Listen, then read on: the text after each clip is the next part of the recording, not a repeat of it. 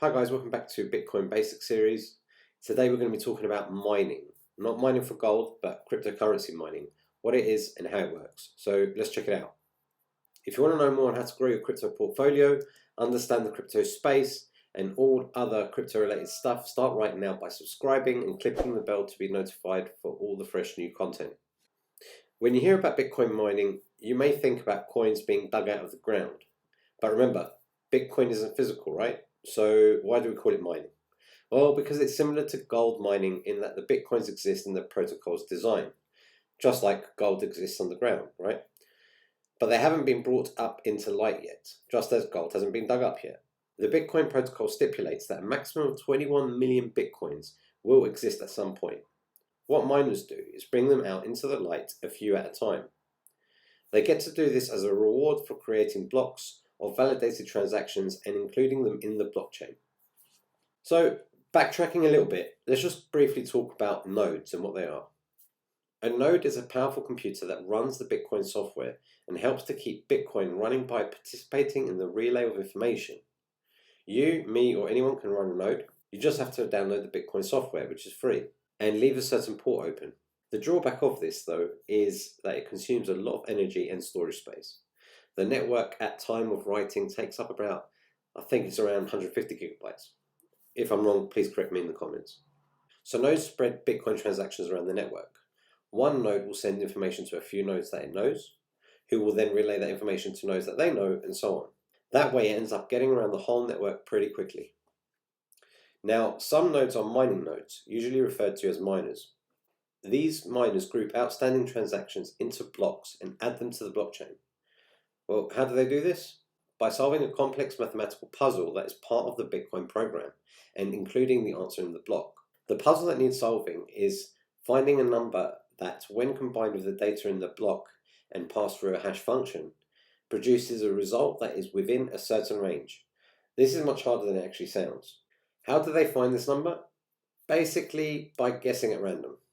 The hash function makes it impossible to predict what the output will be, so miners basically guess the mystery number and apply the hash function to the combination of that guess number and the data in the block. The resulting hash has to start with a pre-established number of zeros. There's no way of knowing which number will work because two consecutive integers will give wildly varying results. What's more, there may be several nonces that produce the desired result. Or there may be none, in which case the miners keep trying, but with a different block configuration. The first miner to get a resulting hash within the desired range announces its victory to the rest of the network. At that point, all the other miners immediately stop working on that block and start trying to figure out the mystery number for the next one. As a reward for its work, the victorious miner gets some new Bitcoin. At the time of making this video, the reward is 12.5 Bitcoins. Although it's not nearly as cushy as a deal as it sounds, there are a lot of mining nodes competing for that reward, and it is a question of luck and computing power. The more guessing calculations you can perform, the luckier you are.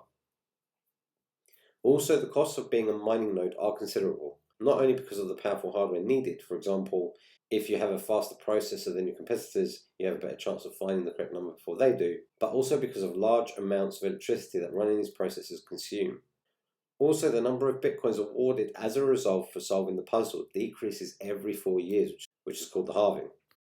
At the moment, it's 12.5 Bitcoins, but on May the 12th, the next halving will happen, decreasing the reward to 6.25. The value of Bitcoin relative to cost of electricity and hardware could go up over the next few years to partially compensate this reduction, but of course it's not certain. The difficulty of the calculation, i.e. the required number of zeros at the beginning of the hash string, is adjusted frequently, so it takes on average about 10 minutes to process a block. Why 10 minutes? Well, that is the amount of time that the Bitcoin developers think it's necessary for a steady and diminishing flow of new coins until the maximum number of 21 million is reached. Roughly, I think they're expecting that time to be about 2140. So, if you made it this far into the video, congratulations. I know it's a really broad topic, and all I've done basically in this video is kind of covered a very broad stroke of what there is to do about mining. There is so much more to explain about the system and mining in particular, but at least now you have an idea of the very broad outline of the genius of the programming and the concept. For the first time, we have a system that allows for convenient digital transfers in a decentralized, trust-free, and tamper-proof way. The repercussions could be huge. I hope you guys have enjoyed this video in our Bitcoin Basics series, and catch you on the next one. Cheers.